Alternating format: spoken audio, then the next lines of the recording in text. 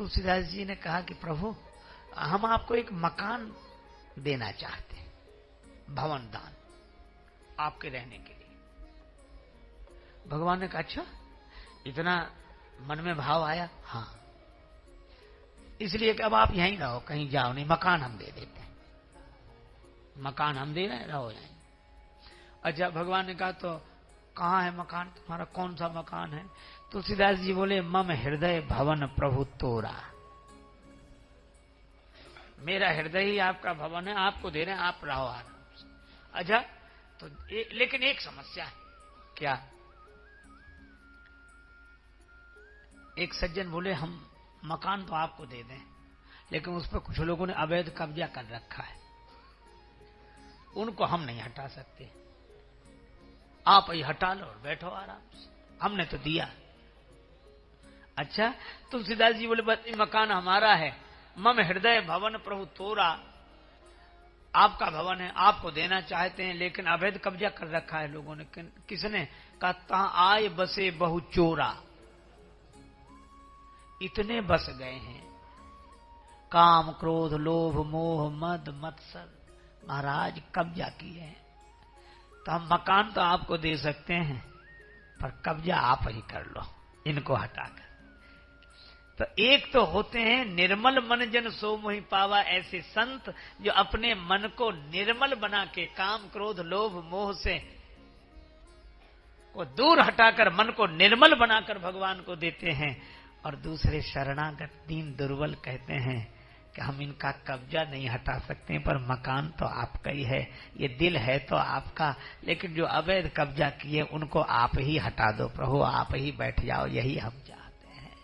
क्योंकि हम ये दोष दूर नहीं कर पा रहे, हम दुखी तो हैं लेकिन हम नहीं, पर यह है कि हम निराश नहीं हैं। यदि नाथ का नाम दया निधि है तो दया भी करेंगे कभी न कभी, अघहारी हरि दुखिया जन के दुख क्लेश हरेंगे कभी न कभी।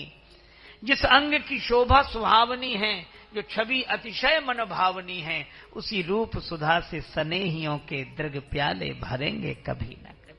जहाँ गीध निखाद का आदर है, जहाँ व्याध अजामिल का घर है, वही वेश बना के उसी घर में हम जा ठहरेंगे कभी न कभी। किस बल पर कहते प्रभु, और तो कुछ नहीं किया, अवगुणों से भरा तो जीवन रहा, पर आपके गुण गाते रहे, अवगुण तो नहीं छूटे पर आपके गुण गाते रहे। तो करुणानिधि नाम सुनाया जिन्हें, करुणामृत पान कराया जिन्हें, सरकार अदालत में वो गवाह, सभी गुजरेंगे कभी न कभी। इतने लोग तो हमारे पक्ष में बयान देंगे, हम चाहे जैसे हों। भगवान हंसने लगे। श्री बिंदु जी महाराज का यह पद्य है। वे कहते हैं हम द्वार पे आपके आके पड़े, मुद्दत से इसी जिद पर हैं अड़े, अघ सिंधु तरे जो बड़े से बड़े, तो ये बिंदु तरेंगे कभी ना कभी। भगवान की कथा सुनने का अर्थ है कि विशेषता भगवान में दिखाई दे और दुर्बलता अपने में दिखाई दे। भगवान की कथा सुनने का अर्थ है गुण भगवान के दिखें, दोष अपने दिखें।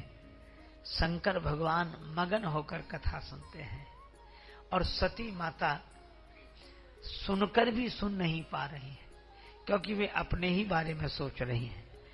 अपनी विशेषता जब व्यक्ति को दिखाई देती है तो भगवान के गुण नहीं दिखाई देते। और यहाँ भी, लेकिन फिर मैं वही कह रहा हूं, सती माता को कोई संशय नहीं है।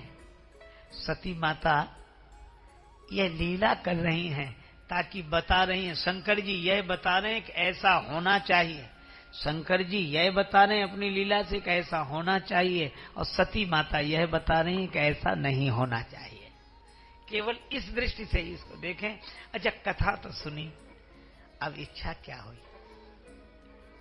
अब वक्ता श्रोता दोनों की स्थिति देखो। कथा सुनकर शंकर जी आनंदित हुए। सुनी महेश, शंभु होकर आए थे, महेश बनकर लौट रहे, और जब आगे बढ़े तो महेश ही नहीं, मुनिसन विदा मांग त्रिपुरारी। कथा के कारण जीवन में प्रगति हो, कथा के कारण, भगवान की कृपा के कारण, और वही हुआ। शंकर जी के मन, जब चलने लगे, कुंभज ऋषि ने कहा, प्रभु आप श्रोता हैं। शंकर जी ने कहा, बहुत आनंदित हुआ भगवत कथा तुम्हारे मुख से सुनकर, ताको दक्षिणा मिलनी चाहिए। शंकर जी बोले, मांगो। श्री कुंभज जी ने कहा कि जिसके पास जो हो उससे वही मांगे। तो शंकर जी बोले, हमारे पास कौन सी चीज विशेष है? का बाकी शेष चीजें तो सब जगह मिल जाएंगी, और एक चीज आपकी यहाँ ही मिलेगी। स्वयं भगवान ने कहा है, जा पर कृपा न करही पुरारी, सो न पावो मुनि भगति हमार। बोले भंडारी पधारे हैं, भक्ति के भंडारी पधारे हैं, तो मुझे इस वक्ता को दक्षिणा में भगवान की भक्ति मिल जाए।